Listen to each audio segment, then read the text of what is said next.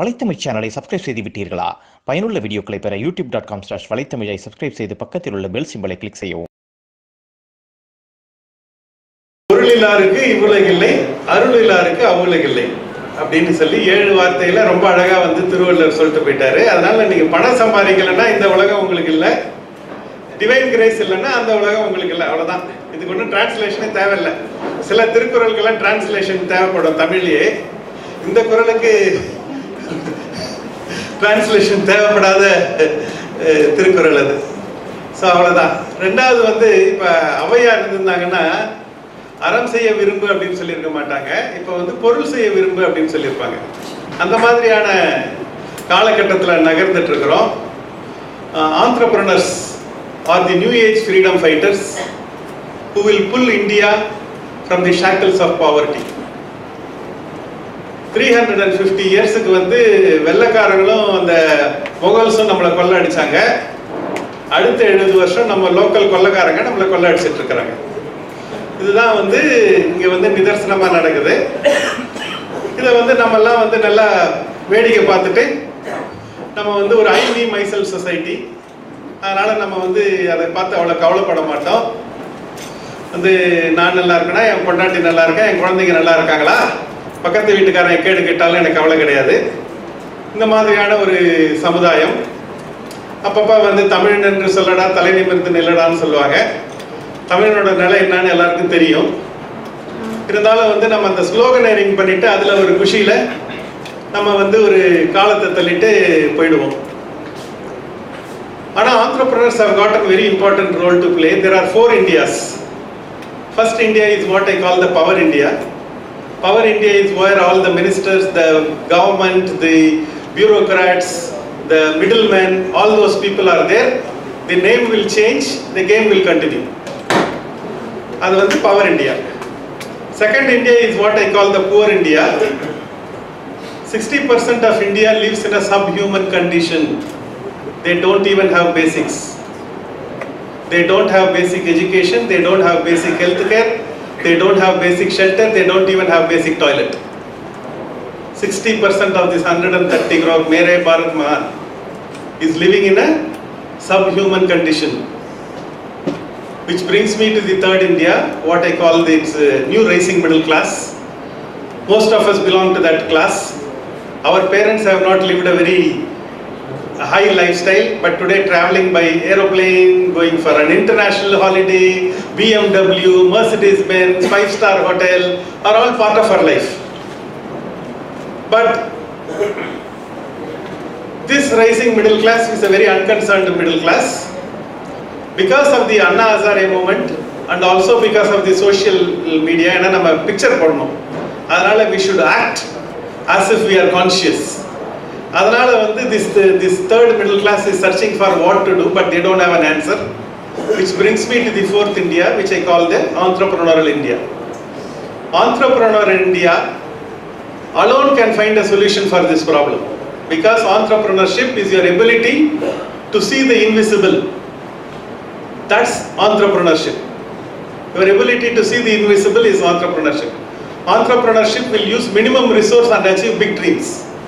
இதே ஒரு பொலிட்டிஷியன் சொல்ல முடியாது, நான் 100 கோடியோட நான் உள்ள வந்தேன், இன்னைக்கு நான் 10,000 கோடி வச்சிருக்கேன் அப்படின்னு சொல்ல முடியாது. இல்லைன்னா ஒரு ஐஏஎஸ் ஆஃபீஸர் நான் ஆரம்பிக்கும் போது எனக்கு 2 கோடி இருந்தது, இன்னைக்கு 500 கோடி இருக்குன்னு சொல்ல முடியாது. Only entrepreneurs can say, today I have started my company with 50,000 rupees. Today I am doing, my worth is 5,000 rupees. இதை போல்டா entrepreneurஆல மட்டும்தான் சொல்ல முடியும். மீதி எல்லாரும் பணம் வச்சிருப்பாங்க. I am not going there. But only entrepreneurship has got the legal opportunity to boldly claim that we can make that. That's why entrepreneurs are very special. Entrepreneurship இப்ப பவர் இந்தியாக்கு வந்தாங்கன்னா they can find a solution to the poor India. What poor India requires is education and employment. Education and employment கொடுத்தீங்கன்னா poor India rich ஆயிடும். Whereas the power India wants to keep the poor India poor, so that their work will continue, so that they are giving freebies, அப்பப்போ waivers எல்லாம் கொடுத்துட்டு அந்த poor Indiaவை போராவே வச்சுக்குவாங்க.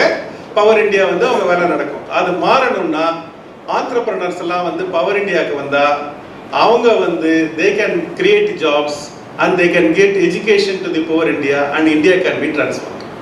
இதுதான் இன்னைக்கு வந்து நீட் ஆஃப் தி அவர். இதை வந்து நமக்கு வந்து பிடிச்சி பண்ணுறோமா பிடிக்காம பண்ணுறோமா, இது வந்து ஒரு ஒரு இதுன்னு பார்க்காதீங்க. இன்னைக்கு பாலிடிக்ஸே இன்னைக்கு வந்து என்ன பண்ணுறோம், இந்த கண்ட்ரியில் வந்து ரிலீஜனை பேசுகிறோம் வெளியே. we are not talking politics. Religion is something which you should வீடை தாண்டி வெளியே வரக்கூடாது. என்னைக்கு ரிலீஜன் ரோட்டுக்கு வருதோ அன்னைக்கே the country is finished. Religion should remain at home. It is an individual choice. Why is it coming to the road? What should come to road is politics. But we are politician பார்த்தாவோ பாலிடிக்ஸ்னு சொன்னாவோ நமக்கு ஒரு பயம் வந்துடுது. நான் அந்த அந்த இதில் தான் இருந்தேன். நான் ரொம்ப நாள் I belong to that. I was there. But I realized that அந்த ஒரு இது அரிஸ்டாட்டிலோட ரொம்ப பிரமாதமான லைன் அது. He said, unexamined life is not worth living. Unexamined life is not worth living. In your deathbed, you are not going to regret for the risks you have taken. You are going to regret for the risks you have not taken.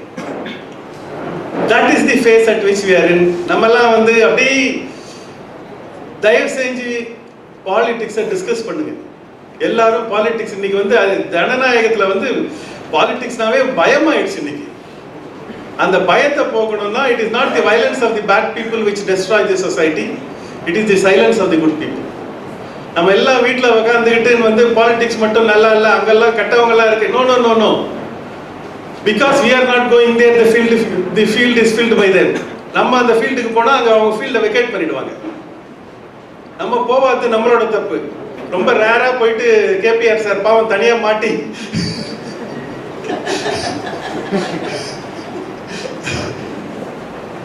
ஒரு patient வந்து ஐசியூவில் இருக்கிறாருன்னா அவருக்கு blood மாற்றணும்னா 8 பாட்டில் பிளட்டும் மாற்றணும். ஒரு பாட்டில் blood மட்டும் மாற்றுச்சுன்னா either that blood also will become bad.